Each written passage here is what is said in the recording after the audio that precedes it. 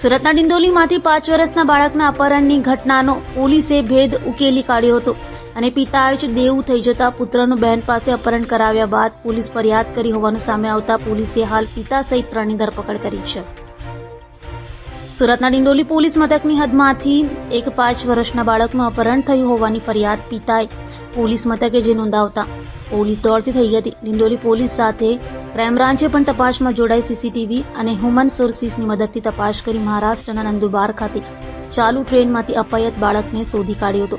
તપાસ કરતા પિતા તારાચંદ પાટીલે જ મહારાષ્ટ્રના બુલડાણા ખાતે રહેતી બહેન જ્યોતિ ઠાકરેને સુરત બોલાવી પુત્રનું અપહરણ કરાવ્યું હતું. તો તેની સાથે મિત્ર કરણ વાકોડે પણ સાથે હતો, જેથી પોલીસે બાળકના પિતા પોઈ સહિત 3ની ધરપકડ કરી તો દેવું થતા બાળકના અપહરણનું નાટક રચ્યું હોવાનું પોલીસે અનુમાન વ્યક્ત કર્યું હતું.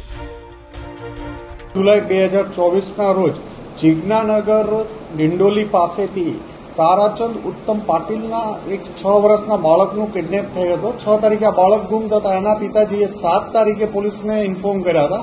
તમામ પોલીસ રથયાત્રા બંદોબસ્તમાં રોકાયેલી હતી. તેમ છતાં 7 તારીખથી કન્ટિન્યુ સુરત ક્રાઇમ બ્રાન્ચની ટીમ, ડિંડોલી પોલીસ સ્ટેશનની ટીમ વગેરે રાત દિવસ મહેનત કરતા હતા. આ તપાસ દરમિયાન આના સીસીટીવી ફૂટેજના એનાલિસિસ કરતા ખબર પડી કે તારાચંદ ઉત્તમ પાટીલે જ પોતાના છોકરાને કિડનેપ કર્યો હતો અને પોતાની બેન જ્યોતિ અને એક મિત્ર કરણ મારફતે આ છોકરાને બુલડાણા મહારાષ્ટ્ર મોકલી આપવામાં આવ્યો હતો. ગઈ મોડી રાત્રે આજ વહેલી સવારે 3 વાગે સુરત ક્રાઇમ બ્રાન્ચની ટીમ અને ડિંડોલી પોલીસની ટીમે એને નંદુરબાર પાસેથી ચાલુ ટ્રેનમાંથી છોકરાને આઈડેન્ટિફાઈ કરી અને બાળક અને એની સાથે કિડનેપિંગ કરણને બંનેને પકડી પાડવામાં આવ્યા હતા.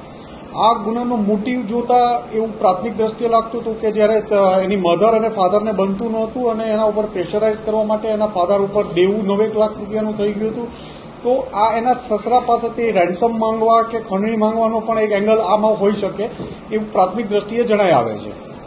હાલ આમાં એના ફાધર તારાચંદ ઉત્તમ પાટીલ, એની બહેન જ્યોતિ ઠાકરે અને કરણ વાકોડે 3ની ધરપકડ કરવામાં આવી છે અને આગળની તપાસ ચાલુ છે.